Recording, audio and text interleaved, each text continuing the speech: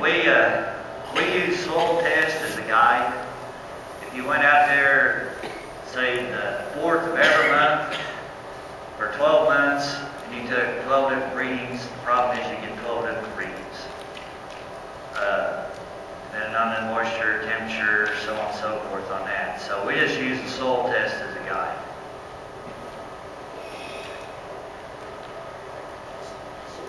Usually as a guy, what kind of phosphorus level food do you have? All of our soil tests are going to be good. You can't achieve 100 bushels across your entire farm with low soil test.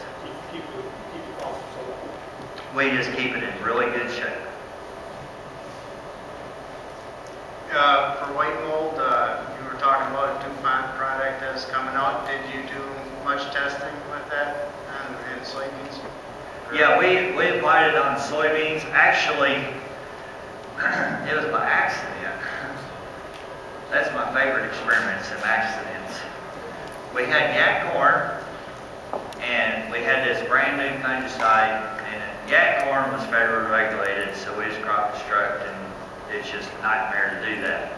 So when we already went through all that paperwork, and someone's already having to keep the notebook, we could go ahead and take all these other things, and we applied some of this brand new fungicide that was just a number.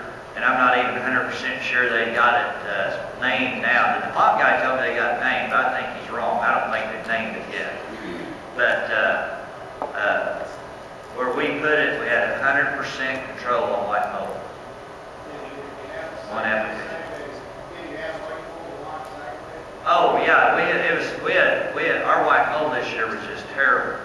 And yeah, there was white mold right there. You can see just to the road where we put it on. You're going to put it on right at bloom because that's how white mold works. That's where it's going to come in and infect the plant, is right there at bloom. So,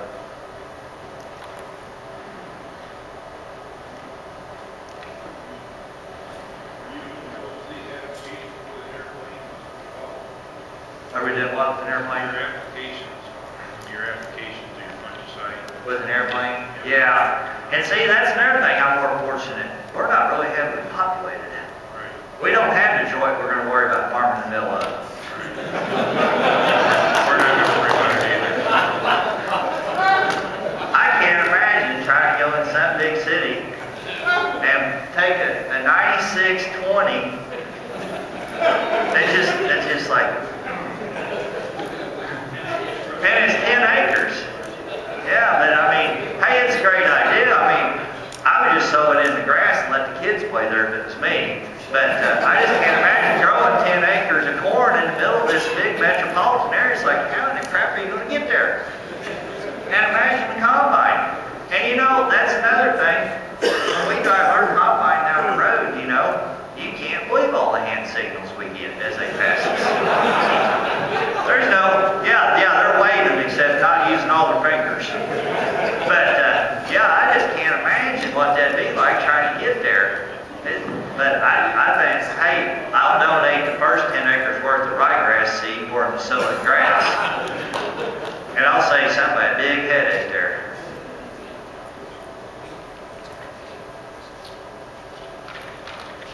How do you keep your corn green outdoors? Is it got dried out before it gets so much?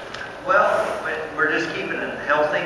You know, it's kind of like if you take a 70-year-old guy that has been exercising all his life, you know he's in pretty good shape.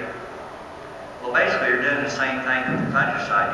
You're just keeping it alive and healthy, and that's just going to keep it green. You know, the 70-year-old that's in really, really good shape, you know, can continue to go jogging 4 or 5 miles every day. So basically that's what we're doing with fungicides. We're just keeping it, we're prolonging its life.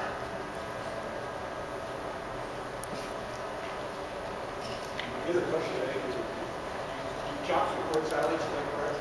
Yeah, we have about 9,000 total acres of corn actually. So what kind of yield you get out of corn silage? Well, not that great, because I'll tell you what.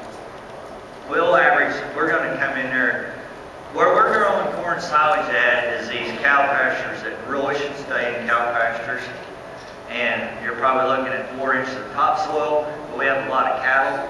And the nice thing about this is we can convert these pastures over to M-Fight free fescue or better grass.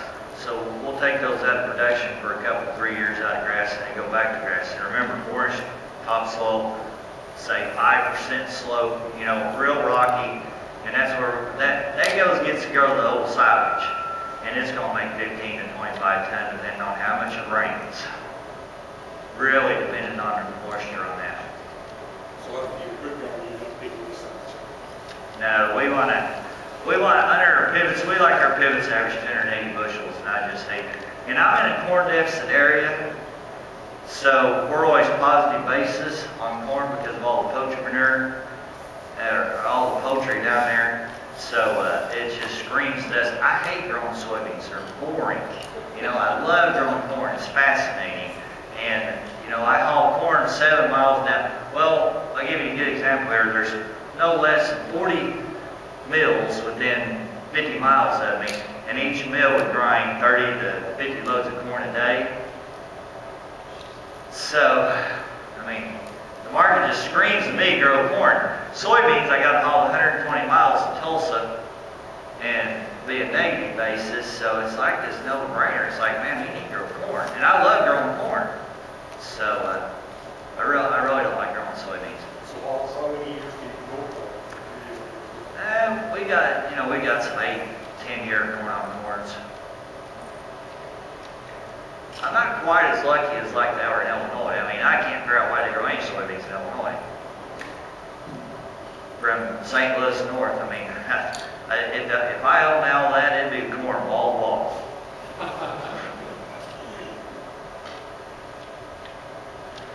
Well, guys, I think I got to go somewhere at 4 o'clock and give a talk. But next week, if it's cold, just think, Kip's where it's 97 degrees. Thank you.